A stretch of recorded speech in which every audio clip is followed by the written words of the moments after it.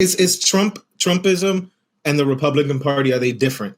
Do you guys think moving forward? Yeah, absolutely. So what do you think is going to happen to the Republican Party after Trump?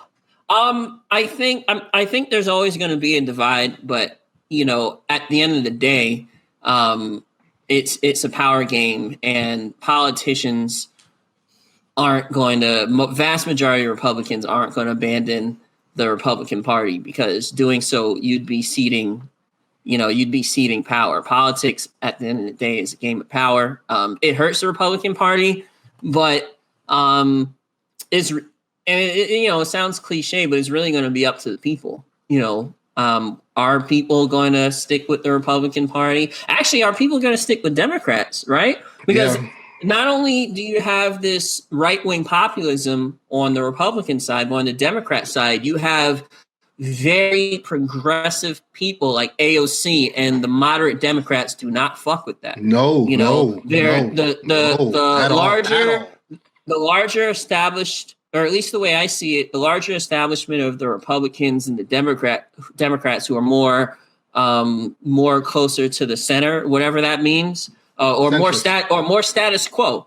They want to return back to like the days of Bush, Clinton, where there was some sort of like back and forth, but it was mostly on like social issues, right? There was some sort of like cohesion, and there was a way to keep sort of the American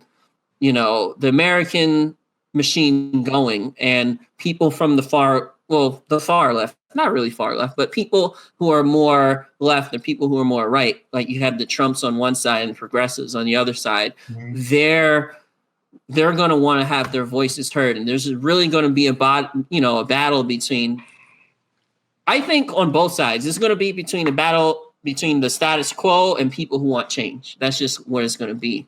And it's very obvious on the Republican side with Trumpism and, all that jazz. But on the other hand, like there's AOC, Omar, you have a lot of progressives, mostly concentrated on the coast, right?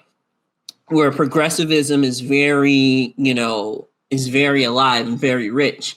Not necessarily the case with the rest of the rest of the Democratic Party. That sort of feeling of progressive policy, like Medicare for all, things like that, like that shit doesn't really fly throughout the rest of the party. So I think there's going to be a lot of contention, and hopefully in the long run, this is like a huge like pie in the sky thing, but we get something more like a European system where there's many parties that are viable. Many sort of kind of like a parliamentary system where it's not just like two parties, but you have many different parties. Like Bridgerton? Like Hartnell.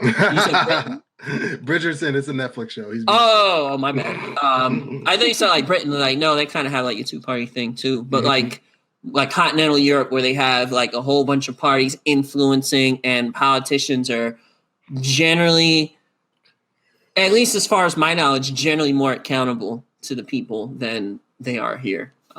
So yeah, I think it's going to be a lot of fighting on all sides. Yeah, there's basically Ed Boy summed it all up. Like you're gonna have the fight, you're gonna have the war within the wars on both sides. To answer your question, DK, like both parties, believe it or not, in my opinion, especially after all of this, they are effectively split, and the splits are even more noticeable when you really think about, like, a prime example, for instance, is the 2 Georgia Senate seats, right? We kind of talked about this a couple episodes ago.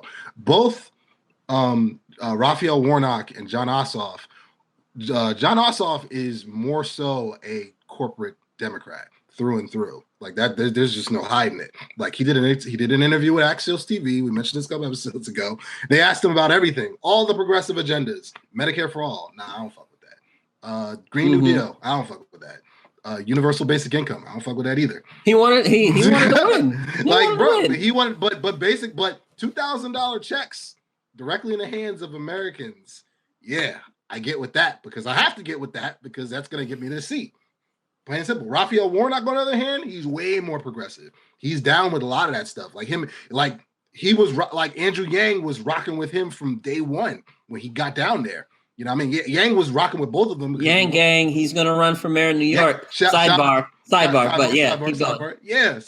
So, but basically, just if you look at those two senators from Georgia, that right there, that really encapsulates what's going on in the Democratic Party, and to an even lesser degree, to the Republican Party, because you got two different ideologies that are dominant within those parties. That four different mindsets that really reflect what's going on in the country right now.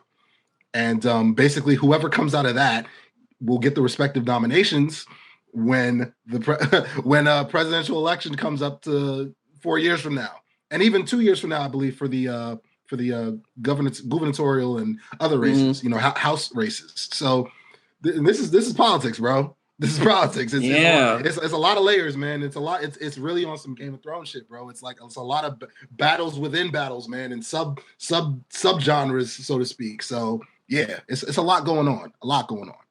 Yeah, and it's going to be, man, it's going to be crazy because, establishment Republicans and Democrats, they definitely have mutually shared interests, and their outlooks are much closer to each other than people on the far right and the far left.